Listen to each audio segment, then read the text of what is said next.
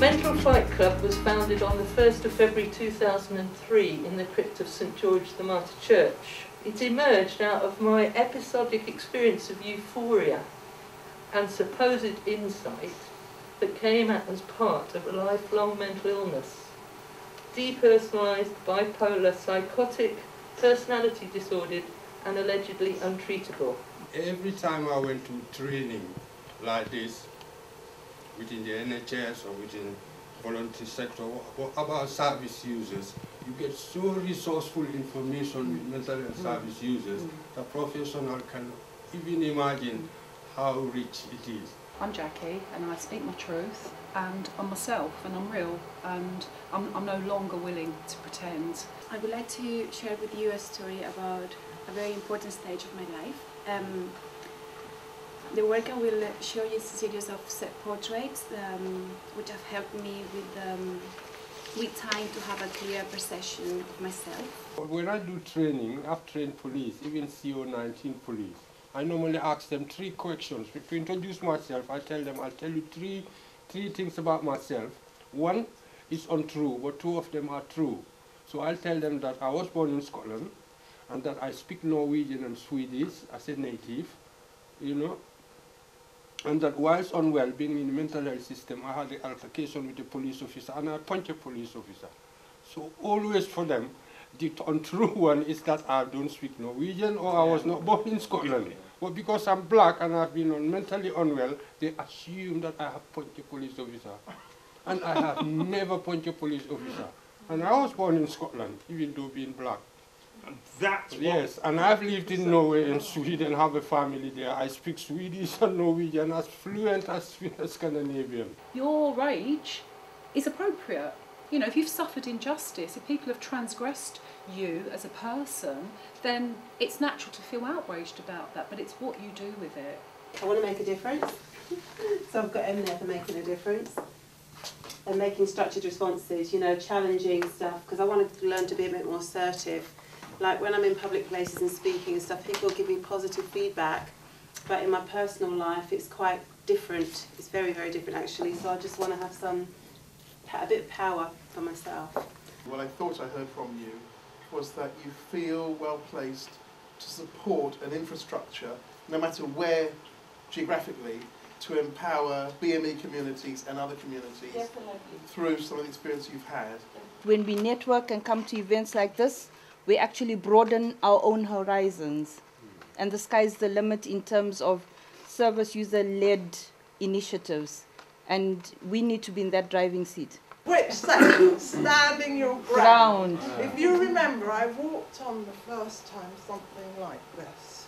I couldn't even walk across. And then I did a Zumba dance at the end. So yes, I mean, that's strength in the warrior posture, yoga posture, made me feel, you know, I can stand my ground now. I'm not so wobbly and easily upset.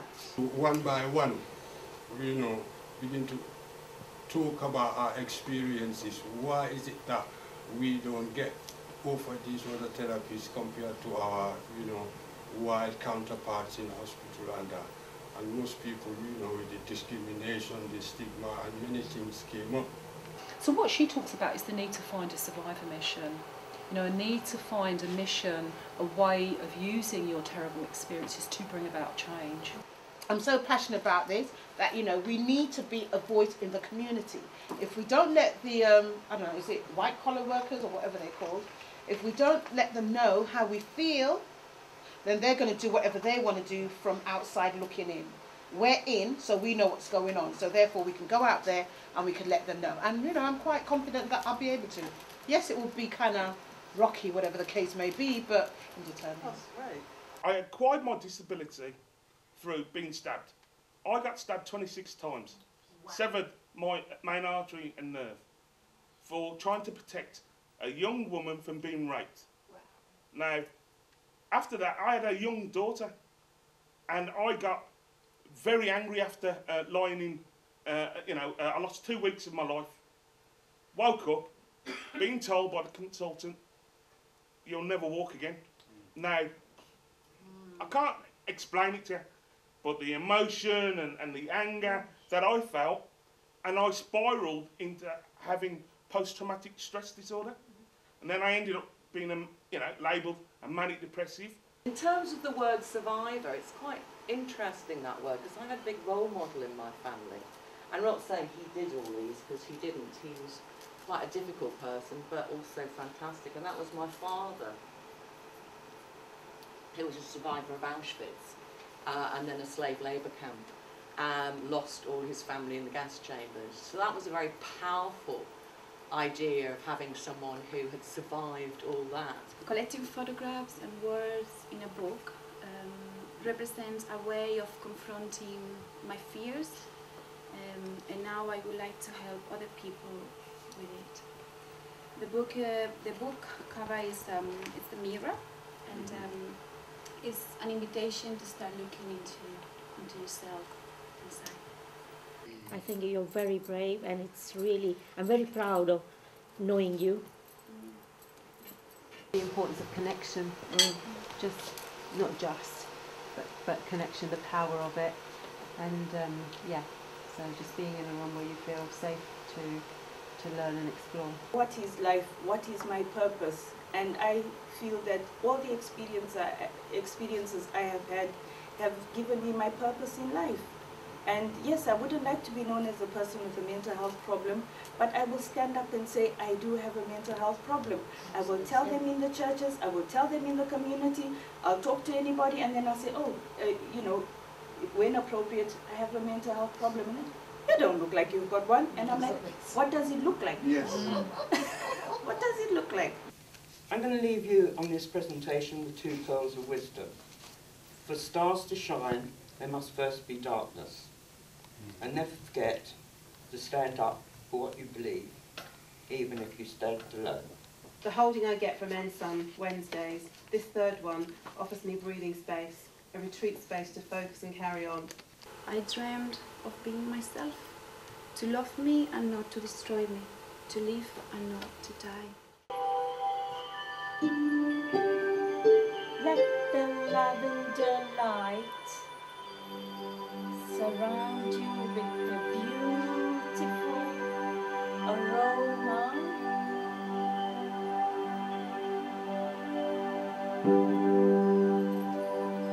Feel the beautiful inner self. For after the Gospels, And come After the human and divine comedies. after 1001 nights. After crime and punishment. War and peace, pride and punishment. The sound and the fury. Between good and evil.